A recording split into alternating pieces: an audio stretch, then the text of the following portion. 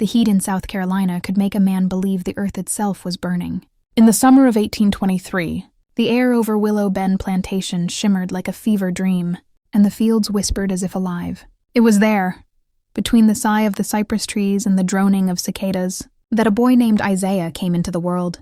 His mother, Etta, gave birth alone in the back cabin. No midwife, no doctor, just her and the candlelight that bent and trembled against the walls. The other slaves whispered that the child's cry sounded wrong, too soft, too knowing. Some said the moment he was born, every dog on the plantation howled in unison. Others swore they saw the air shimmer red, as though the moon had bled across the sky. The overseer's wife, a woman named Mrs. Talbot, heard the stories and spat at the dirt. Superstitious nonsense, she said. A child is a child. But the old women of the quarters crossed themselves when Isaiah's name was spoken. They'd seen strange things already. Birds falling dead from the rafters, milk curdling in the pails, whispers in the sugar cane at night. Etta, pale with exhaustion, only rocked her newborn and murmured, "He just listens, that's all. My boy listens to things we can't hear." Isaiah grew fast, quiet as a shadow. He didn't cry much, didn't laugh either. He'd sit in the fields, tracing patterns in the dirt while the others worked, and hum songs no one had taught him. When asked what he was doing, he'd simply point to the air and say, "They talk." "Who talks, child?" his mother would ask. "The ones under the ground." The plantation itself seemed to change as he grew. Horses spooked at nothing. The dogs stopped barking at night, their ears pinned flat in silence. When the wind moved through the cane, it carried voices that weren't quite wind. Even the white folks felt it. The master, Samuel Reed, took to sleeping with a Bible under his pillow, though he'd never opened one in his life. Etta tried to keep her boy close, but Isaiah wandered. He'd stand by the old burial mound at dusk, humming, head tilted as if listening. Some of the older slaves began to leave food offerings there. Cornbread, tobacco, a bit of molasses, just in case. They remembered the stories from Africa, of children born between worlds. One night, Etta found him standing by the window, eyes wide, staring at the moon. "They were calling," he said softly. "Who, baby?" "The dead. They said someone's going home soon." Etta held him close, praying under her breath. But the next morning, one of the field hands, a young man named Josiah, was found cold in his bunk. No wound, no sickness, just gone. That was the first time the others began to whisper the word prophet. By the time Isaiah was 7, everyone on the plantation knew better than to mock him. When he looked at someone for too long, folks got nervous. When he woke crying at night, people waited to see who would fall sick next.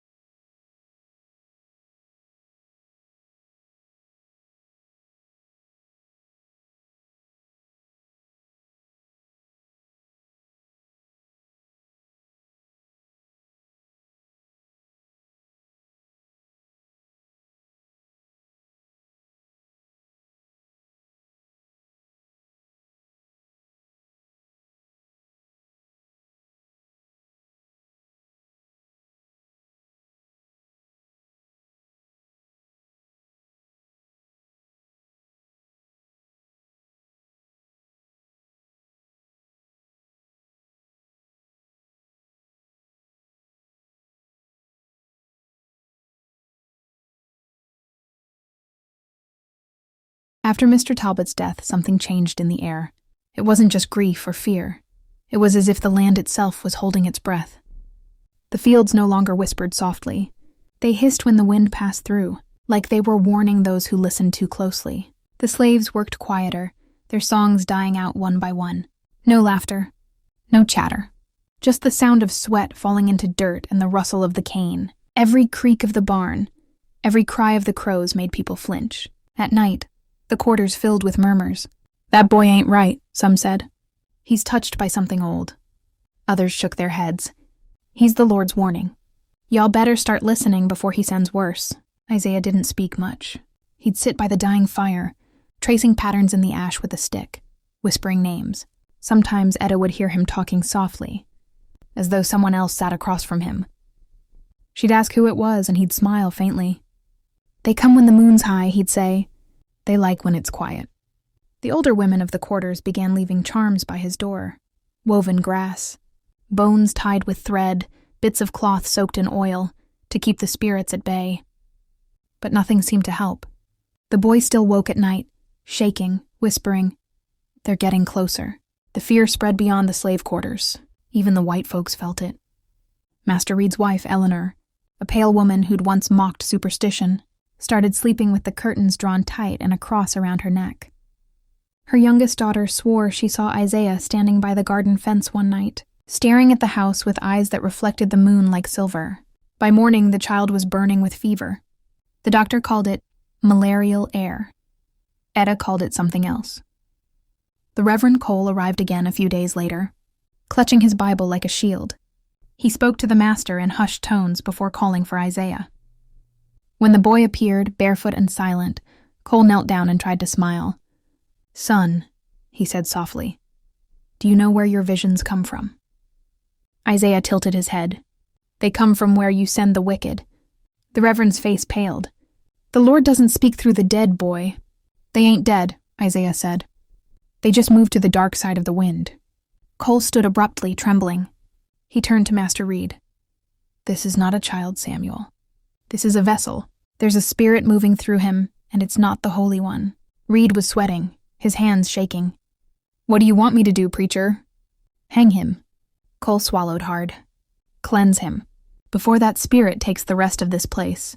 That night, Reed gathered everyone near the church barn, torches flickering against the black sky. The Reverend sprinkled holy water, shouting verses, and Isaiah just stood there, staring past him as if listening to something no one else could hear. When Cole pressed the cross to his forehead, Isaiah didn't flinch. Don't you hear them? He whispered. The torches flickered. The wind picked up, carrying a long, low sound, like voices in the trees.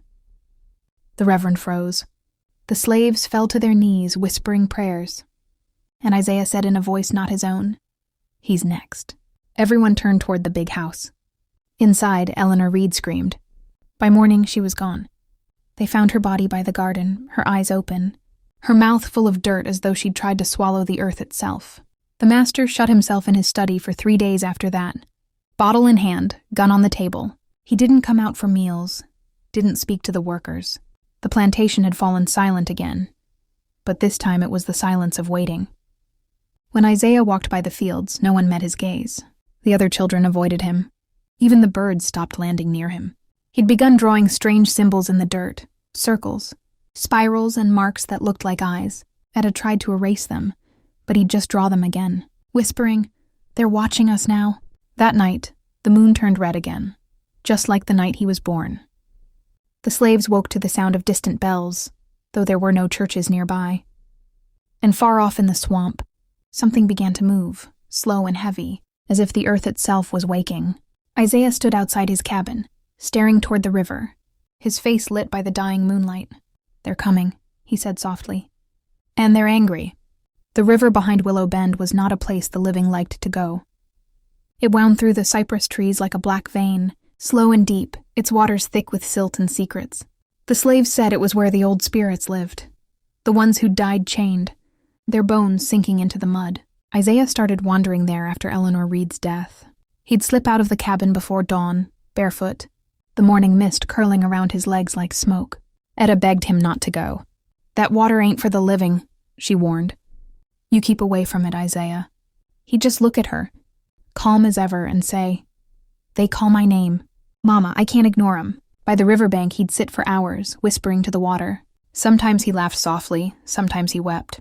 One of the field hands swore he saw the boy speaking to, shadows that rose and sank beneath the surface like ripples, whispering in voices too faint to catch. Then Isaiah began carving symbols into the trees, circles, spirals and lines shaped like eyes. The bark bled sap that looked like tears. He'd say they weren't carvings, they were doors, At first, no one believed him, but strange things started happening. Chickens were found dead in their coops, necks twisted backward. Horses refused to drink from the river troughs, and one morning, when the sun rose, the river looked darker, almost red, as if it had drunk too much sorrow overnight. Reverend Cole returned again, this time with 2 other preachers. "That child's bringing hell up from the ground," he declared, his voice trembling. "You've let witchcraft take root in this place." But Etta stood in front of her son, trembling but defiant. "You can't call him evil for hearing what you too afraid to listen to," she said. Cole raised his cross. "Woman, the boy talks to the dead." Etta's voice cracked. "The dead talk to him." That night, Isaiah didn't sleep. He sat by the window watching the fields. Lightning flickered in the distance, lighting up the sky like a burning curtain. The air grew heavy with the smell of rain and smoke. He turned to his mother. "It's coming tonight," he said. "What is?" she whispered. "The storm and him." The thunder rolled in soon after, low and slow. Rain hammered the rooftops. The wind howled through the canebrake, and voices seemed to rise with it, crying, whispering, laughing. The slaves huddled in the cabins, praying to whatever gods would listen. In the big house, Master Reed paced the halls, clutching his pistol. He hadn't slept since his wife's death, his eyes ringed with shadow. He'd taken to drinking by the window, staring toward the river as though it mocked him. When he saw Isaiah walking through the storm, he almost thought it a dream. The boy's small frame moved through the rain with calm purpose, the lightning flashing behind him.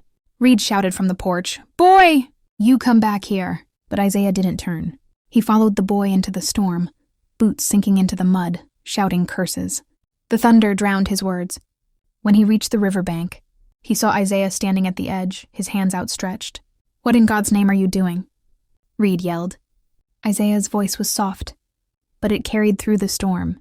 "You can't own what you buried." Then Reed saw them, shapes rising from the water. At first, he thought it was a trick of the lightning. But then the forms took shape.